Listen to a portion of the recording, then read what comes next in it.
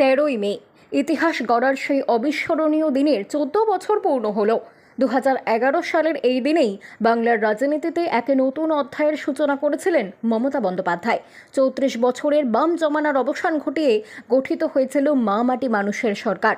মুখ্যমন্ত্রী হিসেবে রাজভবনে শপথ গ্রহণের পর রাইটার্স বিল্ডিং পৌঁছে সেদিন প্রথম মন্ত্রিসভার বৈঠকে বসেছিলেন তৃণমূল সুপ্রিমো। সেদিন ছিল জনতার ঢল। পরিবর্তনের আবহে বাংলা জুড়ে ছড়িয়ে পড়েছিল আশার আলো। সেই আশাকে পাথেয় করে বিগত 14 বছরে নানা বাধা পেরিয়ে কেন্দ্রীয় বঞ্চনার বিরুদ্ধেও শক্ত অবস্থানে থেকেছে রাজ্য সরকার।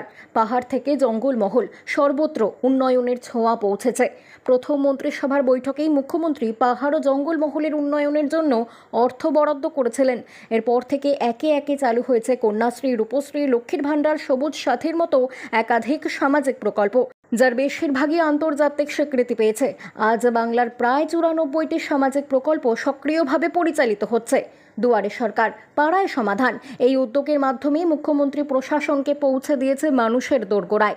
দলীয় স্তরেও এই দিনটিকে ঐতিহাসিক সাফল্যের স্মারক হিসেবে তুলে ধরা হয়। সমাজ মাধ্যমে শেয়ার করা হয়েছে মমতা বন্দ্যোপাধ্যায়ের 2011 সালের ঐতিহাসিক ভাষণ, যেখানে তিনি বলেছিলেন, এই জয় মা মাটি মানুষের জয়। 2026 সালের বিধানসভা নির্বাচনের ঠিক 1 বছর আগে এই বার্তা আরও একবার রাজ্যের রাজনৈতিক মানচিত্রে তৃণমূল কংগ্রেসের 14 বছরের পথ চলাকে নতুন করে মাত্রা দিল। বাংলা খবর, আপনার রাজনীতি, আপনার আওয়াজ।